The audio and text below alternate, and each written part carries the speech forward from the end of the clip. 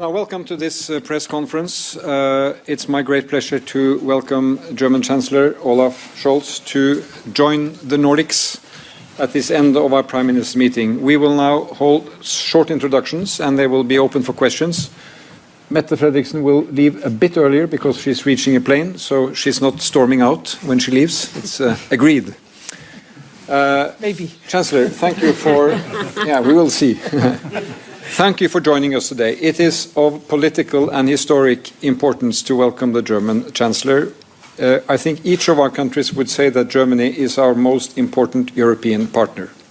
And under your leadership in Germany, Germany has taken very important decisions for European security by your commitment to your own defense investments, by the role Germany has played in the lead-up to the Madrid summit in NATO, and now by handling the huge challenge we all have to provide new renewable energy to make up for the unreliable and, in the longer term, not important Russian gas. It is important at the moment, but Europe is now working to free itself from that dependence. So your visit comes at a watershed moment in European history. Our discussion has circled first on Ukraine. We have recommitted our support to Ukraine's right to defend itself and its independence and its sovereignty. And our countries stand committed to continue that support financially, militarily, and humanitarian support, and also contribute in Europe to maintain that support. We have also been discussing European security architecture as Sweden and Finland will be joining NATO, so we can deepen the partnership in the Nordic family as we have discussed earlier today.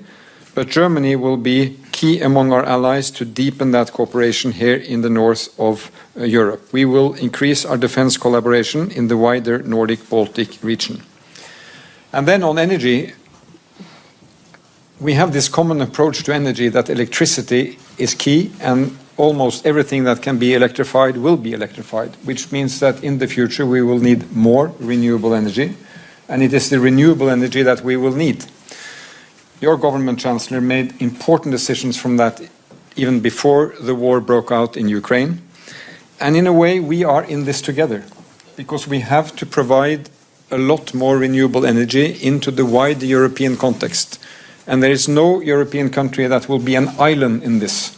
We will be connected and we have to find grid solutions that can give energy security at affordable prices to all. The future towards that goal is going to be tough.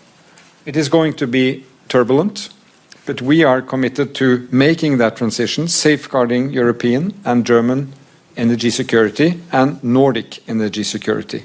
And that is, of course, part of our transition to a green, renewable, climate-friendly future in 2030 and towards 2050. And key decisions on that will be taken right now and in the years to come. We have huge opportunities from offshore wind, from solar, from the Norwegian part, using our hydroelectric resources more effectively, and all of us being more focused on energy efficiency in the solutions we take. So this is a very good forum for that discussion. So, Chancellor, I welcome you to Oslo and to the Nordic Forum, and I give you the floor. Yeah, I'm happy to be here in Oslo today. Many thanks, dear Jonas, to you and at the Nordic colleagues for the warm and friendly welcome and for our talks. This regular exchange among the Nordic countries certainly serves as a role model for close dialogue and coordination. Today's meeting has once again shown that we are far more than just neighbors in Europe. We are united by common values and position, notably at firm commitment to democracy, the rule of law, human rights and the rules-based international order.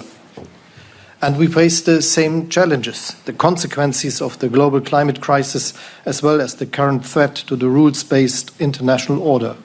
Russia's war against Ukraine is a particularly blatant example for the violation of this order.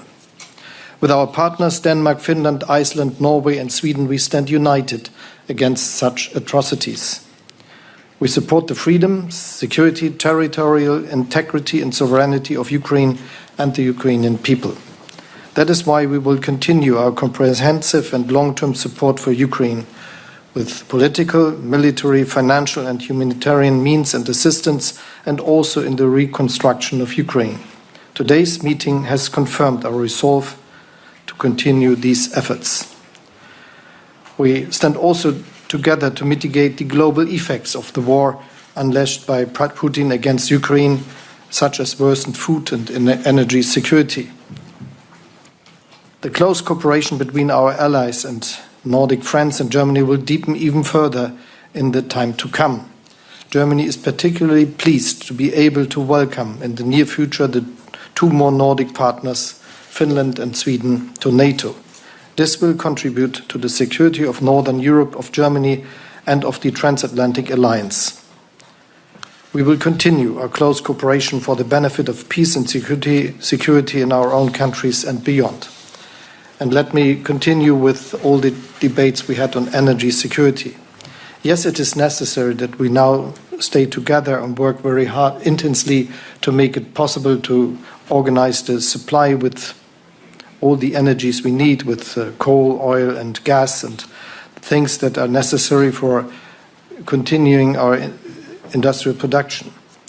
But we are also working for the future, and this is renewable energies and the things that are related to this. And this is why we want to expand the production of energy, of electricity, with offshore wind, with onshore wind, with solar, why we want to invest in our grid, which gives us the opportunity to cooperate better and to join our forces also in the electricity and energy production. And we all know that the gas of the future will be hydrogen, so that this will be an important part of the industry to come. We all together work very hard to have a CO2 neutral industry. We want to continue to be global successful economies. And this will be feasible if we work together in all the necessary decisions for increasing the production of renewables and energy in this way. And this is also a support for our sovereignty. Now we work to make us more independent on the supply of fossil resources from Russia. But for the longer future, we work to make us independent of the need for fossil resources, and this is where we are joining our forces. Thank you, Chancellor. Mette, please. Thank you, Chancellor, for joining us in Oslo today. I think our talks today have confirmed that the Nordic region and Germany are not only neighbors. We are close partners and we share the same values. We also share the same challenges, and our populations share the same challenges, not least on energy and security in the face of Putin's cruel war. And therefore, we strongly value the rest of us on the stage, the important decisions your government has taken to invest in our common European security. And we are, of course, also ready to work even closer together. I guess that we are facing a challenging fall, unfortunately. The war in Ukraine has lasted now more than 6 months.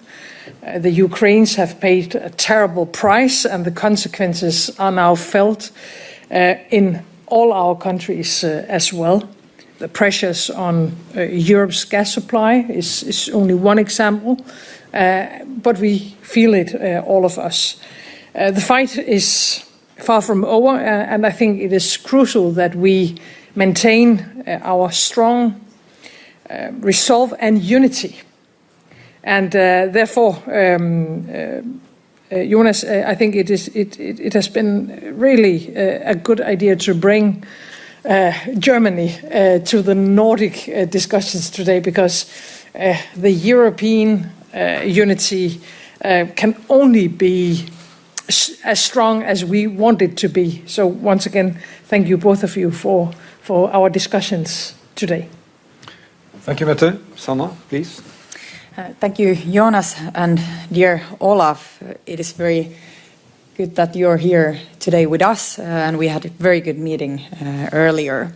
Today we discussed about our common security. Russia has changed our environment with its brutal war against Ukraine.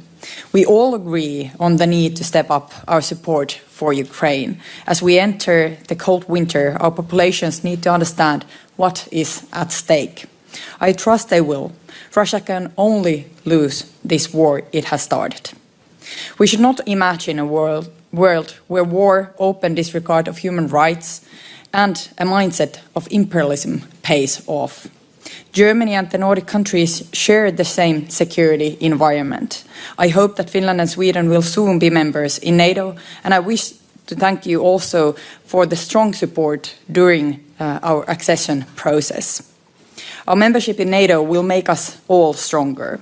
Germany and the Nordic countries share the same security environment within the Baltic Sea area and the wider Northern Europe. There's a lot of room for more cooperation among us Nordics and Germany. However, the importance of the membership of Finland and Sweden will be far greater. It will benefit the whole NATO, the common defence and deterrence. The security of every ally will matter for us. Finally, we had an important discussion on the green transition and energy. This was very timely. We must support each other when it comes to countering Russia's actions and blackmail with energy. A new kind of solidarity is needed in Europe. We all can find each other in a situation where we need each other.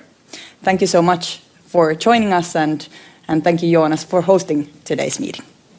So we do a little Magdalena and then Katrín. Magdalena, please. Oh, thank you, and thank you again for organizing this meeting, and thank you, Olaf, for joining us. Very interesting discussions, but in these companies I can't help noting that Northern Europe today is social democratic and progressive. This is a unique gathering of democratic and social democratic and progressive leaders, and maybe one might ask why that is the case. To me, it seems like people are looking for solutions to the problems of today and tomorrow, and actually we are the ones that do have answers. That people see that we need more common solutions to common problems, and that's only possible with stronger societies, and that people are turning back to politics and see politics as the solution to their problems. And maybe people also see that social democracy takes responsibility for all of society, that includes our security, and Sweden's and Finland's applications for NATO memberships are good examples of this. And once again, I would like to express my deep gratitude to our Nordic neighbors as well as Germany for the strong support for our NATO applications. And as I noted earlier today, we're lucky to have such good neighbors. Thank you. So let's move to the Atlantic, Katrín. Yes, thank you. The left Greens really enjoy the Social Democratic company here, and this has been actually a very fruitful meeting. Iceland, as well as the rest of the Nordic countries, enjoy an excellent bilateral relation with Germany. But I also welcome very much this regular dialogue between Germany and the Nordic countries as a whole. We had such a meeting in Iceland 2019, and I think it's very important because the challenges we're dealing with are enormous. We spoke about the energy transition. Iceland is not part of the European electricity grid, as you know, but we have a lot of knowledge and experience to share when it comes to hydropower, geothermal power, but also, as I mentioned in an earlier press conference here today, carbon capture, utilization and storage, which has to be part of the solution. We must reduce emissions, and we must do that partly by the energy transition, but we also must find ways to store carbon. And I think there we have a lot to share and to work with both the Nordic countries and Germany. When it comes to the European security situation, I don't need to repeat what my colleagues have said. These are very testing times for our countries, and it is of vital importance to have a dialogue like today, where we actually feel the importance of our democratic values, all of us who are standing here today, and how important they are in the world today, where they are under pressure. We have time for a couple of questions, and we start with Danish TV2, and ask you to use the microphone just behind you.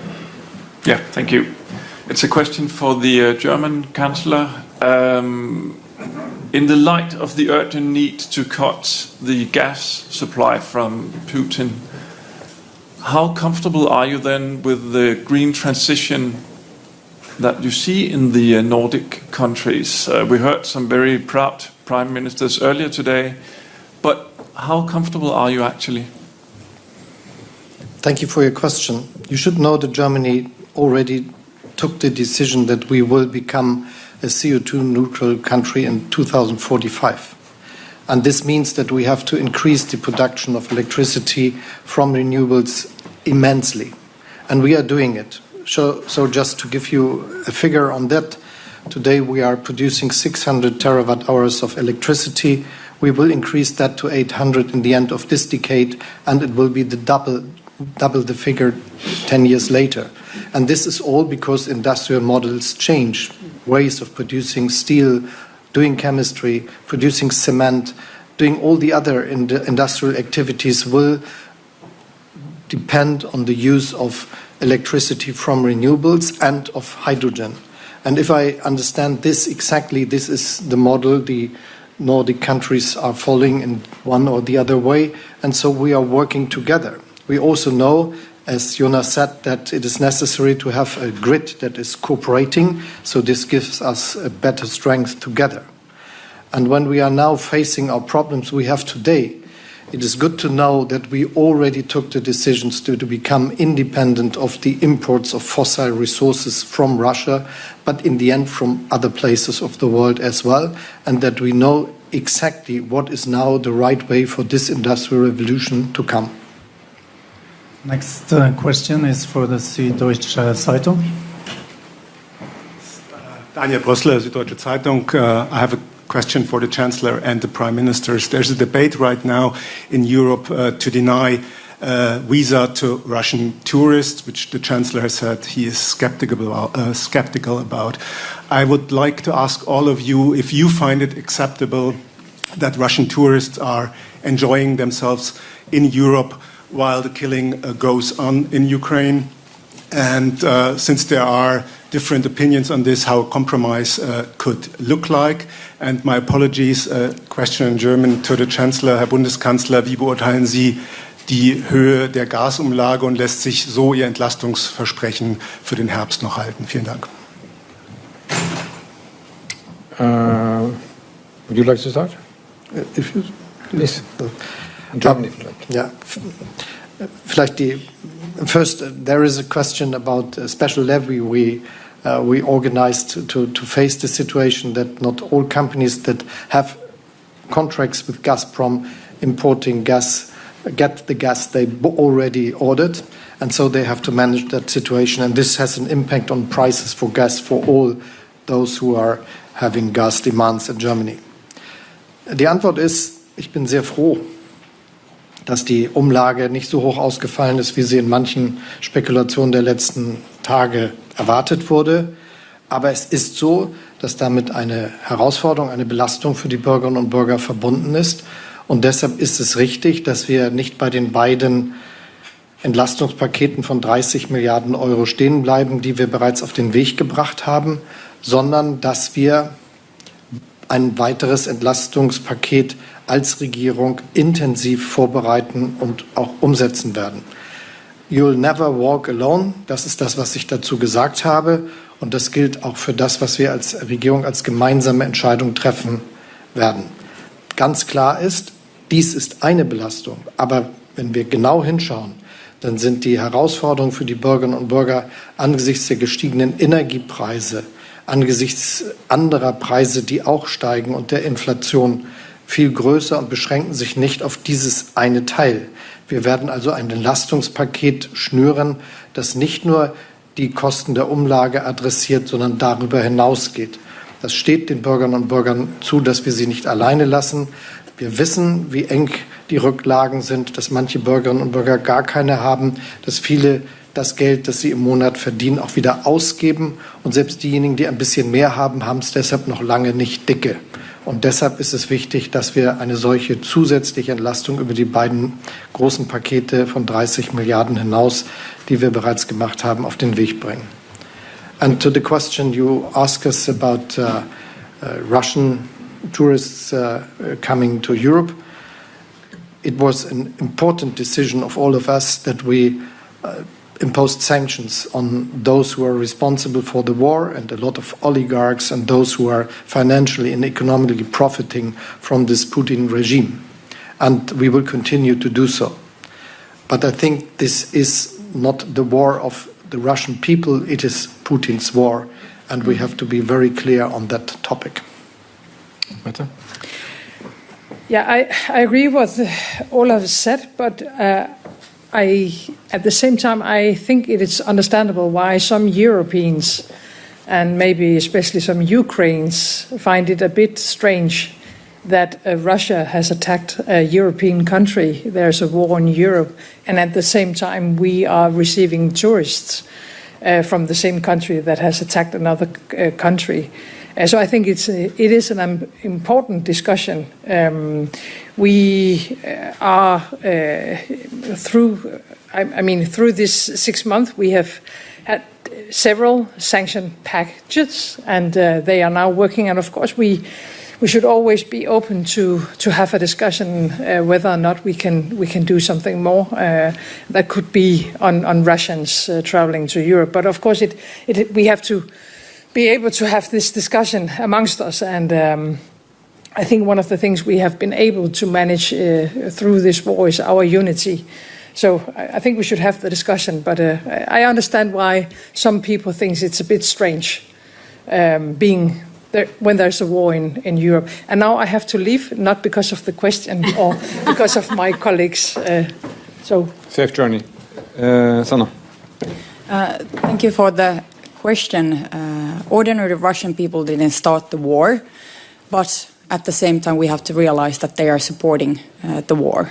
I think it's not right that Russian citizens can travel, enter Europe, Schengen area, be tourists, see the sightseeings while Russia is killing people in Ukraine. It's wrong.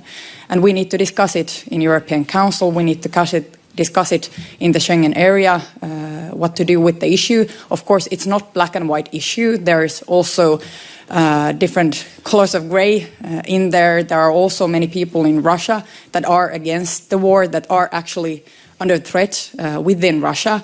So, of course, there are different colors also the situation. But I think, in general, I understand very good about the frustration that people have now in Europe about Russians traveling like nothing has happened. They are killing people in Ukraine. So I think this is a discussion that we need to have in European Council. Well, speaking for Norway, we have supported the European packages, the sanctions being adopted. There have been severe restrictions on Russians traveling because of air measures, basically no flights, so that has limited Russians' opportunity to travel. I agree that this is a discussion, but one could also look at it this way: it is not black and white. They get a black and white picture in Russia because of the propaganda. So Russians being in other parts of the world, seeing this conflict from the other side, getting other information is also a perspective that needs to be taken into account. But this discussion is ongoing, and Norway will take part in it and support common measures. Next out is Yle.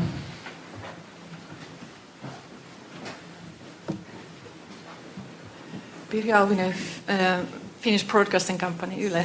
I have a follow-up to this visa question because I think this discussion is very intensive, especially in Finland and neighboring countries of Russian.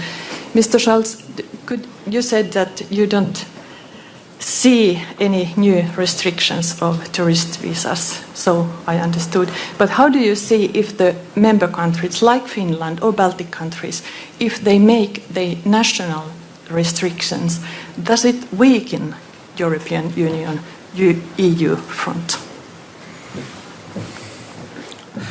First, there is European unity. And as my colleagues already mentioned, we took a lot of very severe decisions together, and this is part of our success. And the sanctions we already imposed, not just on oligarchs and persons responsible for the war, but also on the Russian economy, are very effective, and we will continue to work in this line. I think it is also necessary that we discuss, as my colleagues already said, and this is in a democratic world something that is necessary. I think there is room for maneuver in different countries, yes, if this is the question, as it is always the case. And it's also as acceptable that we start a debate on the European level on what to do. What is important for us is that we also understand that there are a lot of people fleeing from Russia because they are disagreeing with the Russian regime. And they've fled to many countries in Europe. They fled to many countries all around Russia. And all the decisions we take should not make it more complicated for them to go for freedom and to leave the country for getting away from the leadership and the dictatorship in Russia. TT from Sweden. I'm Lars Larsson from the Swedish news agency TT, and I also have a question on the visa thing. Does Sweden support the Finnish view on this or the German view? I think this discussion that we had just here, or the different views, mirrors the fact that this is a difficult issue. It is, as many have said, not black and white. So we are still listening to the different arguments. I think there are strong arguments in both directions, and we want to continue this discussion with our friends within the European Union. I think the best way to move forward would be to do it collectively within the European Union. So Sweden has not made up its mind yet? No, we're still weighing the different arguments against each other. And I think there are strong arguments on both sides, to be honest. Thank you. Last question for today is to NTB.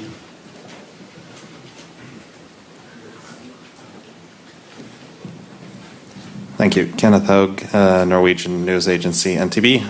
My question is primarily addressed to the German Bundeskanzler.